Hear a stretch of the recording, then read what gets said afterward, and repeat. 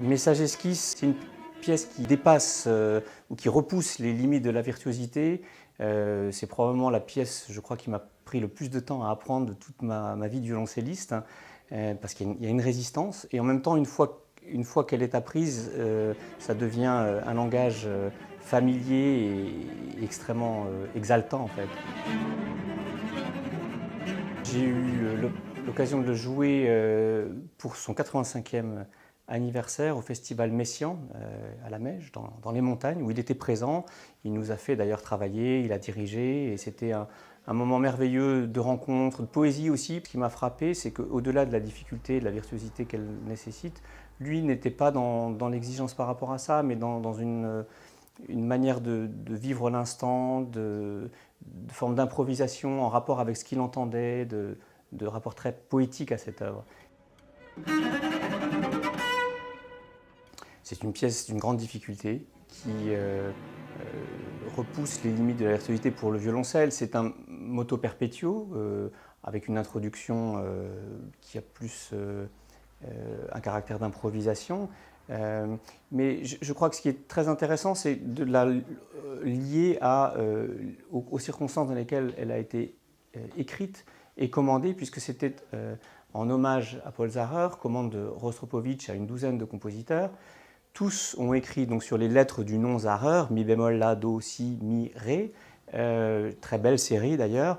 Tous ont écrit pour violoncelle seul, à l'exception de Pierre Boulez qui a écrit pour violoncelle accompagné de 6 autres violoncellistes. Et donc on pourrait penser que c'est une pièce d'ensemble. Factuellement, c'en est une, bien évidemment, mais l'écriture est beaucoup plus celle d'un violoncelle qui se divise, une sorte de diffractation du son de ce violoncelle qui se diffuse dans les 6 autres violoncellistes. Ils ont été choisis parce qu'ils entretiennent tous, d'une manière ou d'une autre, un lien avec Pierre Boulez, avec aussi une idée d'une création transgénérationnelle. Il y a des gens de la génération des élèves de Boulez, ou en tout cas des gens qui l'ont suivi de près, et puis voir avec Betsy Jolas quelqu'un de sa génération, et puis des gens beaucoup plus jeunes, donc jusqu'à Bruno Mantovani ou Enno Poppe, qui sont des gens qui ont croisé Pierre Boulez beaucoup plus tard. Je n'ai pas cherché à avoir trop de références, parce que j'ai peur que ça enferme les œuvres dans quelque chose de trop codé, un peu morné.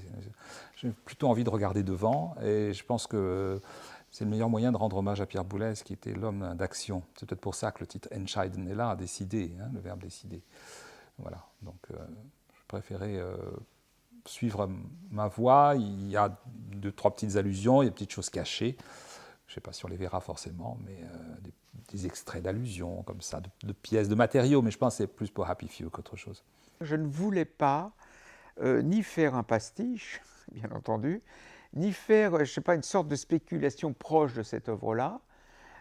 J'ai cherché quelque chose d'ailleurs, quelque part, c'est-à-dire pour finalement valoriser cette relation d'une façon assez étrange, puisque ma pièce, en plus, est même assez, par rapport à mon travail habituel, est un petit peu extrême. C'est-à-dire qu'on entend très peu de choses, c'est sur des frottements, sur des bruits très légers. Donc c'est un traitement que je dirais assez éloigné de Message esquisse. Mais je voyais un peu un hommage à Pierre de cette façon, c'est-à-dire lui dire finalement quelque part, voilà, un monde sonore possible, c'est pas le vôtre, c'est le mien, mais c'est peut-être pas forcément le mien, c'est quelque chose qui passe à côté. J'ai fait une pièce de 4 minutes qui s'appelle Insert, parce que dedans il y a des toutes petites bribes méconnaissables pour l'auditeur, parce que ça passe trop vite, qui sont tirées de Message esquisse dans le mouvement rapide.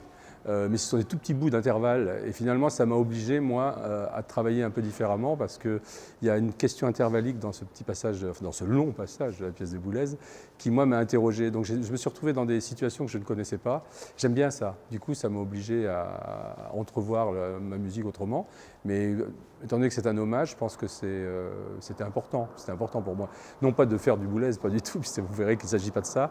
Mais en tous les cas, de retenir quelque chose de la musique de Pierre. Enfin, quelque chose qui m'a marqué dans cette pièce. Enfin, j'ai écrit une pièce qui s'appelle Reverie.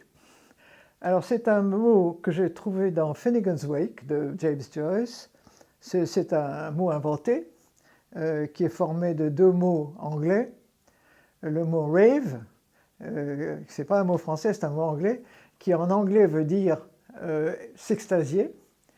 Et reverie, ça existe en anglais, ça veut dire rêverie, mais c'est toujours un peu plus fort quand l'anglais conserve le français, c'est du français très ancien, et donc qui a une signification assez puissante. Ce qui n'est pas vraiment un portrait de Pierre Boulez, mais c'est une évocation hein, de ce que j'appellerais sa face cachée, telle que je l'imagine.